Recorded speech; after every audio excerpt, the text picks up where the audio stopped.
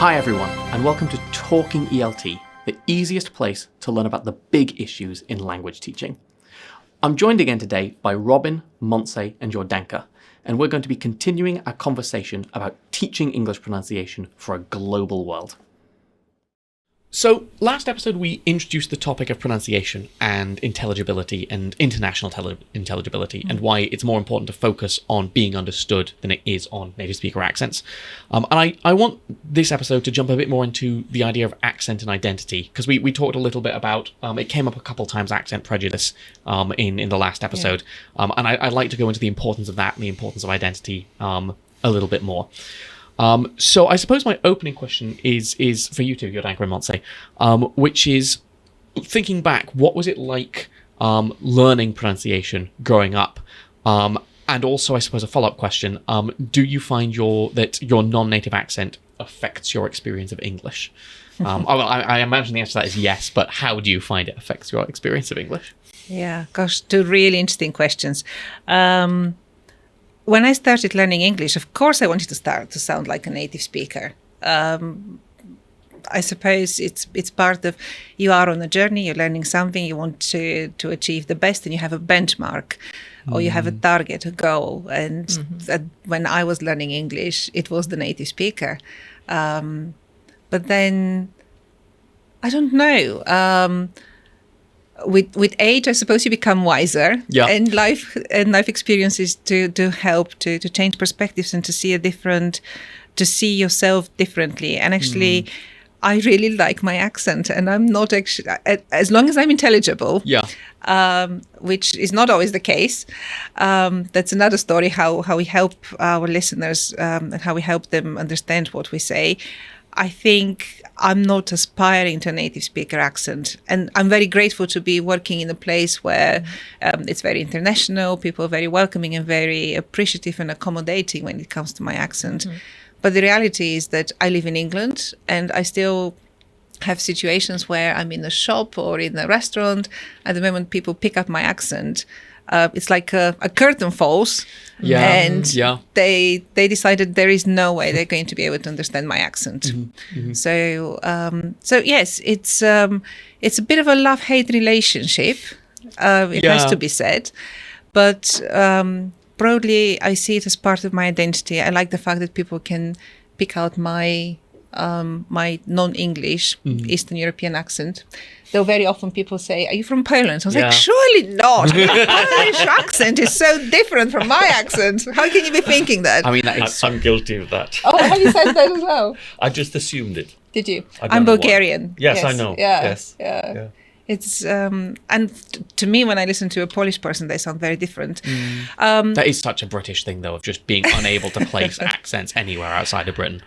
The British culture, again, going off on a tangent, but British culture, people like to classify you, to put you where you are. Yeah. It's part of how society works. You know, are you, because labels and how we relate to people.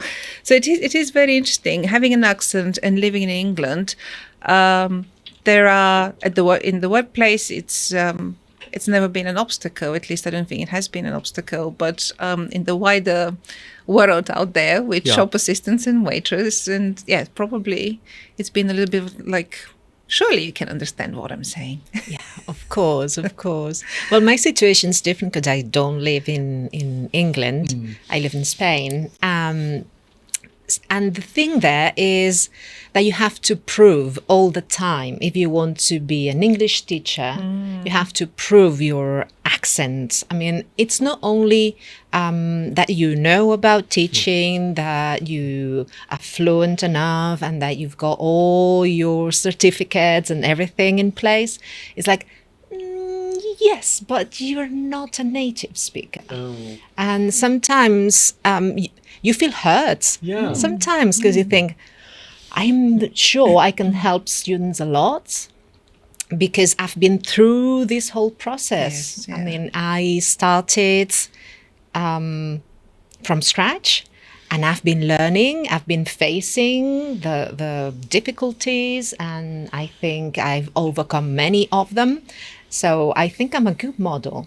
And like me, I mean, there are many teachers around the world in the same situation. But still, I think this is changing, which is good. I can see there's a new wave of people thinking that non-native English speakers can be good teachers, but still there are many institutions that ask for a native speaker because is the role model to follow, it's the target, as you were saying, Jordanka. So it is changing, but it's still there. So I think the accent identity thing is the bit of this whole shift that has been least explored. Yeah. It's very, very complex. And some of the attempts at finding out what students want have been, I think, rather simplistic. And it's sort of like, if you could choose, which accent would you have? A native speaker accent, an intelligible non-native speaker accent, and C and D are distractors more than anything, you know. And then they publish 70% of the students said they wanted a native speaker accent. It's a little bit more complex than that. Yeah. And if you actually were able to give people a native speaker accent, and they were to be taken as native speakers as they opened their mouths and spoke, they might get a shock as to what that means. Because if you are identified as being a native speaker from the North, from the United States, for example, or from Australia, or from wherever the appropriate model is, you are then given a whole lot of cultural values, which might not be your values. Yes, yeah. Now, that doesn't happen because most people don't get to native speaker pronunciation. But in Poland, I did actually spend 2 days with a bloke that I kept thinking, I'm sure they said and gave a Polish name, but he's obviously from sort of upper middle class England. And it was so conflicting for me. Yeah. That I couldn't work out who this person was and why I should have been given what seemed to me a very Polish name. So there was someone who had achieved what is apparently the goal of everybody, but had already created a new set of problems by achieving it because he was disconcerting to be with. Yeah. And then you start thinking, why on earth would you want to speak like that? You know, there's a whole bunch of accents in England. Why did you choose that one? And this sort of thing. It's very complex. I look at myself, I would love to disappear in terms of accent in my Spanish and just be from the north of Spain. But then I live in Spain. This is my community. And the accent that I'm seeking and will never achieve after 42 years in Spain, you know, it only takes a taxi driver 2 minutes and then immediately, where are you from? Yeah. You're not from here, are you? This is such a damaging thing. You're not from here, are you? That's such an awful thing to be. I want that accent because this is my community and I want to be a member of it. And the accent's the last thing that stops me being a member of that community. But after 42 years, it is absolutely the community I want to be part of. Yeah. But most people aren't in that situation. And I remember in a E-list discussion with pronunciation experts, a very, very prestigious phonetician here from the UK said, well, you know, when I learn German, I want to speak German like the Germans. You know, sorry, you've missed the point. German is not an international language. Yeah. You're not learning German in order to go to the world and speak to the world in German. You're learning German in order to go to Germany, and so it's a different situation. It's interesting, that sense of belonging and being part of the community. And as you say, you live in Spain, I live in England, so we're speaking a foreign language. Well, foreign is the wrong word probably here, but we're speaking a different language to our mother tongue or our first language. And there is that sense of, you know, how you fit into society, how you identify yourself. So I think undoubtedly there will be learners of English who find themselves in that situation, where we have English as a second language in the US, in the UK, in Canada. So you have lots of people. So for them, probably a native speaker accent would be an objective. And it should be an important objective because it gives you that sense of belonging as well. But we also know, when we were working on the position paper, we also know that about 80% of interactions are between non-native speakers. So for 80% of the learners of English that are out there, this is unlikely to be their target, and really shouldn't be their target. No. And if you speak, my students were all students of tourism, so they're going out to ultimately manage the world of tourism. And they're going to be... But they represent Spain. Yeah. So if they speak English Yes. and are intelligible and sound like they're Spanish, you might actually think, oh, I'm in Spain and this wonderful person who's helping me is Spanish. Yeah. It's the real deal. I just read something about restaurants here in Britain, the Italian restaurants. They can't get Italian I staff. saw that They've as all well. gone back. Yes, They've yeah. all gone back to Italy, and the customers are complaining Yes. because the waiting staff do not sound Italian. Okay. So here is your accent, your Italian accent, as you speak English, verifying the quality of the product in this restaurant. Yeah. But interesting about identity, because I think it would be remiss of us not to say that there is bias. And Oh, yeah. and it's huge. Yeah, lots. Yes, there is. There And absolutely is. I remember in the position paper again, when we were working on it, we were talking about the fact that your interlocutor, the person you're speaking to, or you're having a discussion, or your boss, there could be an element of, I'm not going to listen to you because because of the accent you're bringing with you. And it doesn't actually need to be a foreign accent. It could be original accent, as you were saying earlier, that you are discouraged to use your Geordie accent because they might prevent you from progressing in your career the way you wanted to progress. And I heard this so many times. So that bias is still there. So, yes. But the bias is still there, and you can sort of say, and therefore I will train my students to speak in the way which is prestigious in that part of the world when they speak English, and they avoid the bias.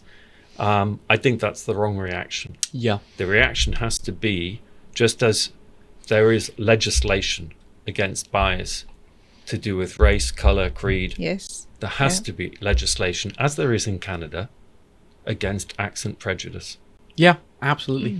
So it's a little bit out of our hands as teachers. It needs legislation, and people should be able to be taken to court if it can be demonstrated that they were biased against you, prejudiced against you because of your accent. But then you say it's out of our hands, but at the same time, I actually think, like, culturally, that shift in the way we teach and the values we have Yeah. is slowly making those changes happen, or at least encouraging them, I guess. I think so. I mean, when I first started talking about this as a teacher trainer, teacher educator, you could see there was a lot of skepticism amongst teachers, and that's changed. And the whole sort of scene is far more receptive as people. There was an interesting piece of research done out of Leeds Metropolitan University by a bloke called Ivor Timmis, and he asked students what they felt and what they wanted from their accents. And initially, when he analysed his results, then it was like 70% of the students said they wanted a prestige native speaker accent. Then when you broke it down further and you took away outer circle countries and you separated outer circle countries from expanding circle countries, the speakers of English from outer circle countries were much more confident about their accent in English. So Indian English speakers of English had no problems and had no desire whatsoever to sound English with an RP accent. Yeah. And it was students from the outer circle countries who were clearly much less confident about their use of English that were much more interested in sounding like native speakers. And again, we were talking about that last night over supper, that Spain, for example, is a country where there's almost, and we didn't use the term last night, but I think it's an inferiority complex. You know, we're not quite good enough yet. You know, we were 40 years out of the world and we haven't caught up with Europe. And so a lot of students in Spain still sort of hanker after the golden, you know, the native speaker accent. And then when you get confident about who you are in the world, you will, I think, also be confident about your accent. Yes. I don't think get too many German speakers of English apologizing for sounding German. No, if you come from a powerhouse country like Germany, You're right. you have your accent, you use English. It's this tool I have. And they're much more pragmatic about this, and they're not at all worried about being identified as being German because they're proud of being German. And we're still in that bit where we're trying to convince ourselves in Spain that we're actually okay. We do some things quite well. Yeah. And I hope this it will eventually change. I think we are getting new generations better prepared, and we are exposed to social media, and this is changing everything, I think. The exposure we had like 30 years ago, 20 years ago was the cassettes. The cassettes, yeah. And some videotapes that you watched over and over again. And now we can listen to people from all over the world and speaking English, and we understand them. And do you know what happens? And my students would report this to me. Once they got on the internet and started talking to tourism students around the world, they would come up and if they felt they had a good enough relationship with me, which was most of my students, would say, look, don't take this the wrong way, but when we're on the internet together, it's fine until a native speaker comes in. We haven't a clue what they're saying, and they don't seem to understand us. Yeah. Oh, the many stories where we've been, a group of non-native speakers with one or two native speakers, and everyone understands each other apart from the two native speakers. Yes, I've seen that, and it's astonishing, isn't it? And I think, I don't think it's that inferiority that we're talking about, the deficiency. You just learn to accommodate, and you just learn to adjust. So as a second language speaker, you're a little bit more adjusted to what needs to happen, and you're more forgiving, I suppose, as well. Well, I suppose as well it's about the communicative burden as well, and the fact that native speakers don't take on as much of it. I guess. I remember reading this. Rossani, Lippy Green. So it's gone to a third edition, this book, but this is from 1997. And the book was called English with an Accent. And it was all about accent prejudice in the United States. And actually, the dedication's beautiful in the book, because you open it and there it is. It says, "To my father, whose accent I never heard." And so her father was obviously Lippy and Italian. And married an American woman, and there she grows up hearing two accents in the house, and one is an Italian-English accent, and she never heard it because it was just the norm. But anyway, this thing that she introduced about the idea of if we're talking to each other, there is this burden of understanding each other. We can share it out, and I make an effort to understand toy restaurants and so on, things like that. And we accommodate to each other.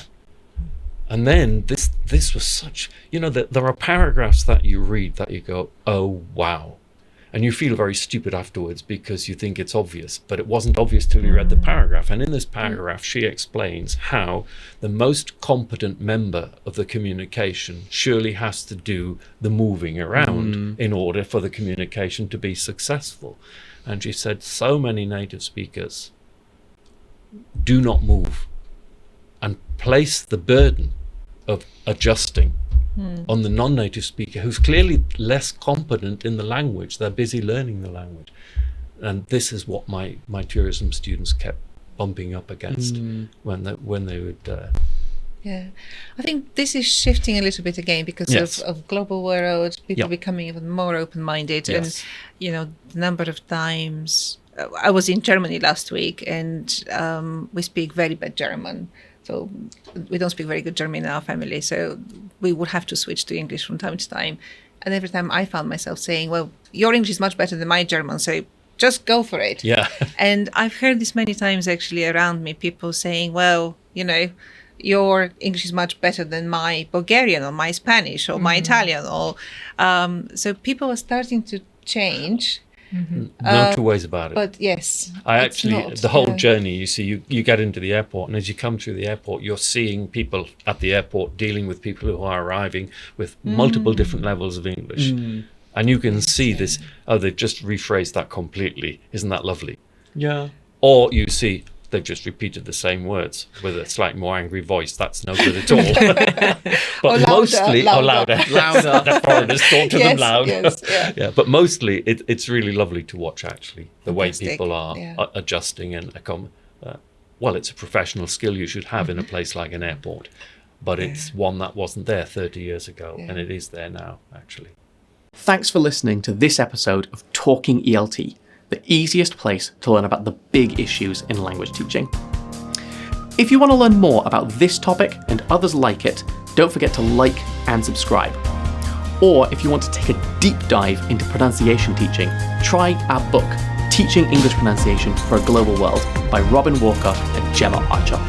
Just follow the link in the description. Thanks.